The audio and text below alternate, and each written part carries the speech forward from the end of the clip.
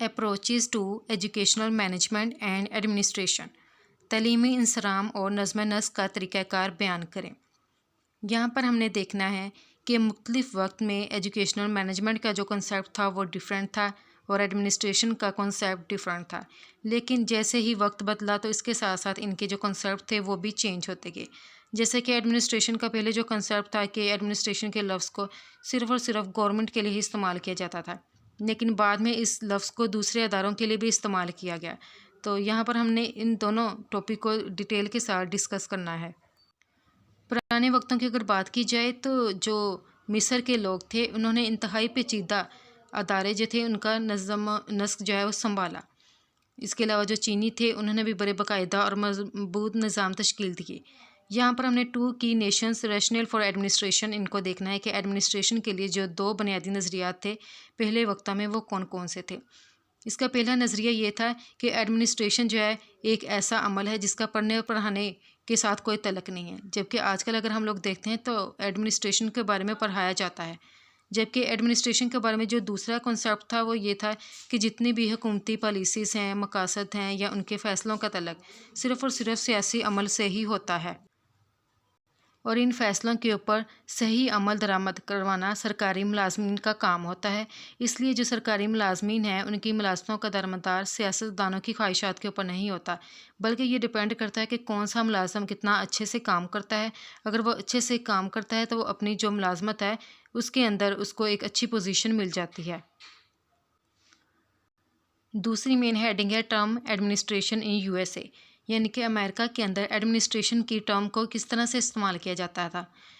America के अंदर administration की टर्म को सिर्फ गवर्नमेंट के लिए ही इस्तेमाल किया जाता था। बाद में क्या हुआ, जब इंडस्ट्रियल रेवोल्यूशन हुआ यानी कि सनती इनकलाब हुआ तो तब एडमिनिस्ट्रेशन का कॉन्सेप्ट बदल कर ही रह गया। आजकल हम लोग देखते हैं तो एडमिनिस्ट्रेशन का लफ्ज़ हमें तालीम में भी नज़र आता है, जैसा कि एजुकेशनल एडमिनिस्ट्रेशन। इसके अलावा इसका मज़हब में भी नज़र आता है, जैसे कि रिलीजियस एडमिनिस्ट्रेशन वगैरह वगैरह, इस्लामिक एडमिनिस्ट्रेशन वगैरह। नेक्स्ट कॉन्सेप्ट किसके बारे में है?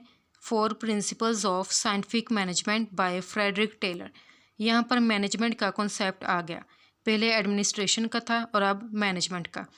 फ्रेडरिक डब्ल्यू टेलर जो है ये मैनेजमेंट के बारे में किस तरह से सोचता था, इसने इसके बारे में 4 असूल दिए: rule of thumb, scientific selection, division of responsibilities and set the objectives.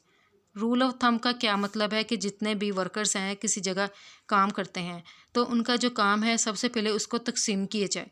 काम को तकसीम करने के बाद देखा जाए, जैसे कि अगर उन्हें कोई काम दिया गया और उसको हमने 4 हिस्सों में तकसीम कर दिया है तो हम लोग देखें उसने पहले हिस्से को कितना अच्छे से सर अंजाम दिया है, दूसरे हिस्से को कैसे किया है, तीसरे को कैसे किया और चौथे को कैसे किया है, और इसकी बेस के ऊपर हम लोग उसके काम की एवेल्यूएशन कर सकें। दूसरा है साइंटिफिक सिलेक्शन, यानी कि हम लोगों ने वर्कर्स को चूज़ करना है तो उसको हम लोगों ने कैसे चूज़ करना है, इसके लिए हम लोगों को साइंटिफिक सिलेक्शन करनी है, यानी कि साइंसी तरीक़ेकार को इस्तेमाल करते हुए उनकी सिलेक्शन करनी है।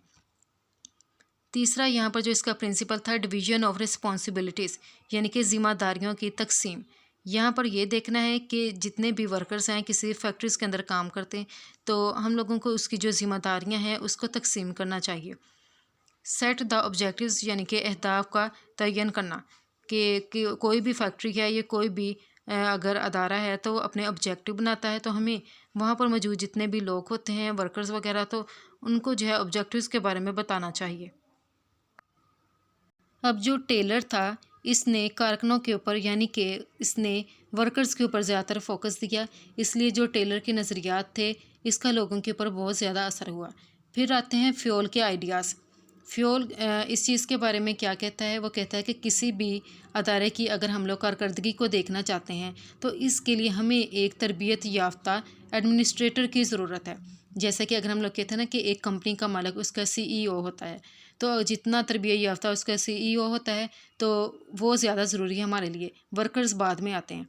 तो फ्यूल जो है ये किस चीज़ को अहमियत देता है, ये तरबियत याफ्ता एडमिनिस्ट्रेटर को अहमियत देता है, जबकि जो टेलर था वो वर्कर्स को अहमियत देता था। इसके बाद है मैक्स वेबर का आइडिया।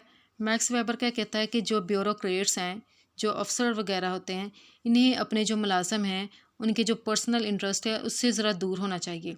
کہ ان کی باتوں کے اندر کم سے کم دخل دینا چاہیے، تاکہ جتنے بھی ورکر وغیرہ ہیں وہ کسی پریشانی کے یا بغیر کسی گھبراہٹ کے وہ آزادی کے ساتھ کام کر سکیں۔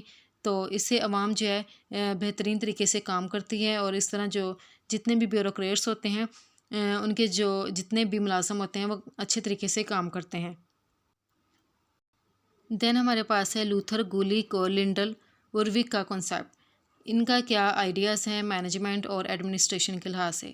انہوں نے کلاسیکل فارمولیشن آف پرنسپلز کے نام سے ایک تھیوری، اس قسم کی ایک چیز جو ہے ڈیولپ کی، اور ان دونوں نے اس بات کے اوپر زور دیا کہ اگر کوئی بھی آرگنائزیشن ہے تو ہمیں دیکھنا ہے کہ اس کا فنکشن کیا ہے اور اس کی جیوگرافیکل پوزیشن کیا ہے، اس کی لوکیشن کیا ہے۔ تو اس آرگنائزیشن کو ہم لوگ اس کے فنکشن کے بیس کے اوپر، اور دوسرا اس کی جو جیوگرافی لوکیشن ہے اس کے لحاظ سے ہمیں اس کی جو ہے گروپ جو ہے اس کے بنانے چاہیے۔ مے پارکر فولٹ آئیڈیا۔ مے پارکر ایک خاتون تھی، اس نے ایک تھیوری دی جس کا نام تھا کنٹینجنسی تھیوری۔ مے پارکر فولٹ نے یہ کہا کہ مینجمنٹ جو ہے ایک سوشل پروسیس ہے۔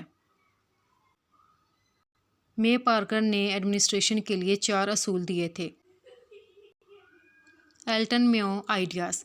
ایلٹن میو نے ایڈمنسٹریشن کے لیے 5 کنسیپٹس دیے: morale, group dynamics, democratic supervision, personal relation and behavioural concept of motivation. Robert Bales ideas. Robert Bales وہ پہلا شخص ہے جس نے یہ بتایا کہ اگر ہم لوگ چاہتے ہیں کہ کوئی گروپ کامیاب ہو تو اس کے لیے پہلی بات یہ ضروری ہے کہ گروپ کے اندر موجود جتنے بھی لوگ ہیں وہ سبھی مل کر کام کریں۔